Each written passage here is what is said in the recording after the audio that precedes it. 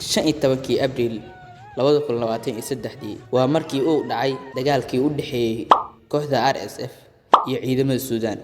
Hal mar ayaa laga wada helay qarax iyo rasaas hal mar wada dhacay.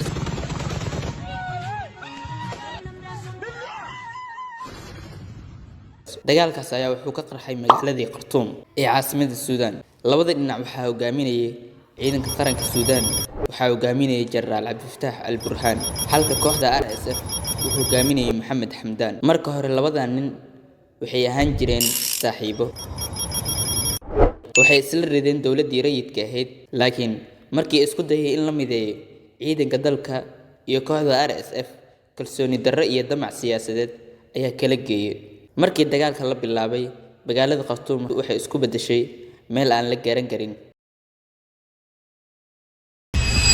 Guriyihii way burbureen, isbitaaladii waa la dumiyay, korontadiina waa go'day. Dadkii caadiga ahaa ee aan waxba galabsan ayaa noqday kuwa ugu badan ee dhinta.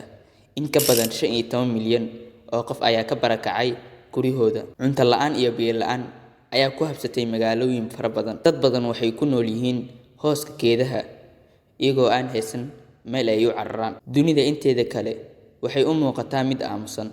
Qaar ka mid ah dalalka dariska ah waxay taageerayaan mid kasta oo dhinacyada ka mid ah si qarsoodi ah.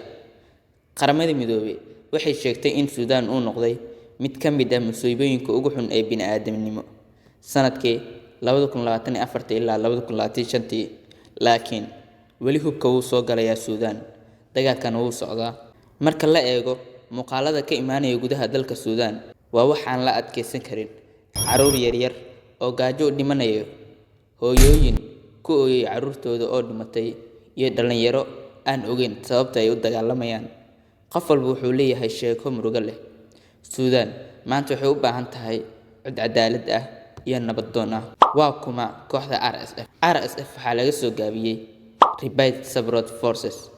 Waa ciidamo gaar ah oo markii hore ka soo baxay maleeshiyaad la oran jiray Janjaweed, kuwaas oo caan ku ahaa dagaalkii Darfur 2003. Kooxdan waxaa lagu eedeeyay dilal qorsheysan, kufsi haweeney badan, iyo barakicinta malaayiin qof. Kooxda RSF iyo ciidanka dowladda waxay dagaalo ugu jiraan awood, balse waxa run ahaantii baxaya waa nolosha shacabka dalka hodanka ahaa ee Suudaan. Wuxuu noqday mid dhaawac iyo barakac ku nool. Haddiise aysan dunida wax ka qaban, taariikhdu waxay qori doontaa in Suudaan lagu dayacay. Su'aasha dhabta ah ee taagan ayaa ah, goorma ayaa dalka Suudaan ay heli doonaan maalin ay ka nastaan dagaal la'aan? Halkaas ayuu ku egyahay muuqaalkeeni oo ah documentary ku saabsan dalka Suudaan.